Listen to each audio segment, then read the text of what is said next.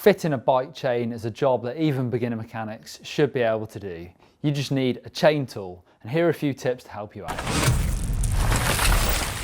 As well as being connected by pins, there are a couple of special components that can make the job of putting that chain back together a little bit easier, such as this SRAM POWERLINK and this SHIMANO chain pin. First, let's look at the SRAM POWERLINK. They look like two identical links with a pin stuck in the end of them. You need to fit those in either end of the chain, push them together, and then they need to be slid in the direction of the chain stretching to securely lock them. The POWERLINKs are very convenient out on the trail if you snap your chain. However, you still will need a chain tool, because when you snap your chain, you'll end up with an outer and an inner half of the chain links, and you need two inners to fix them securely with a SRAM POWERLINK. Make sure when fitting the POWERLINK that you use that direction arrow on there. That's the way the chain will be spinning when you're pedaling. Fit that in there. A nice little tip is once you've got them together and it's holding like that, they can be really tough to stretch and click into place. So spin that link through your mech, just being very careful it doesn't unlink itself, up to the top. Now holding your back brake.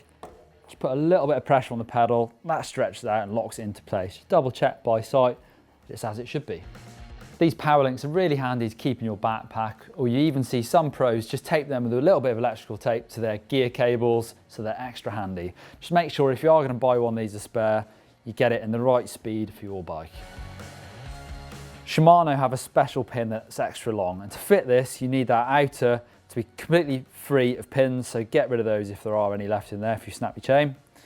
Slide your chain together, just push the pin through by hand, and then you need to finally press that in with your chain tool, and that's then designed for the end to be snapped off.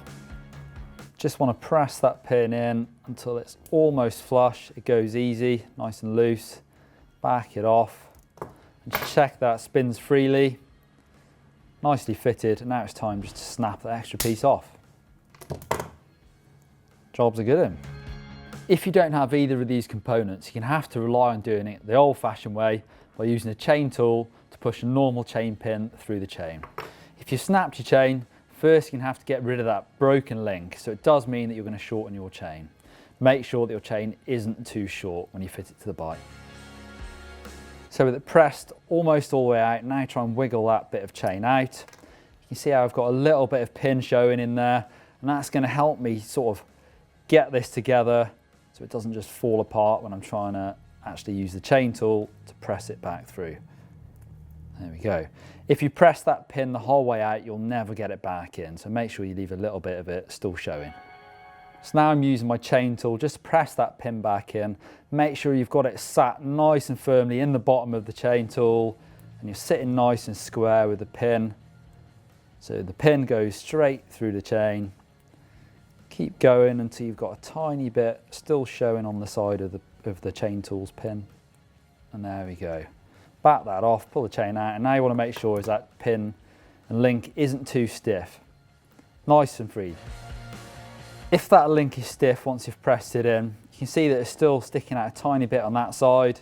So what I'm going to do is use the second set of sort of teeth on the chain tool. See this next one along. Get it in there on the side you want to press through, not that one. Next one over, like that. And just try and press that pin through a touch. Now let's just have a look. It's a little bit looser, still a little bit stiff, so I'm going to just do it a little bit more. And what we try and do is get that pin sort of equal through the chain, so it's not sticking out one way more than the other. There we go, nice and loose, ready to roll. When fitting your chain to your bike, make sure you thread it through the rear mech the right way, through that cage, and also make sure you're in the highest gear so you've got plenty of slack in the chain. Some tools come with this really handy little sort of wire clip, and that's going to make it much easier when you're trying to use your chain tool, so you can just use that to hold on to the chain, so it keeps a hand free. You've got both hands on your chain tool. Nice and easy.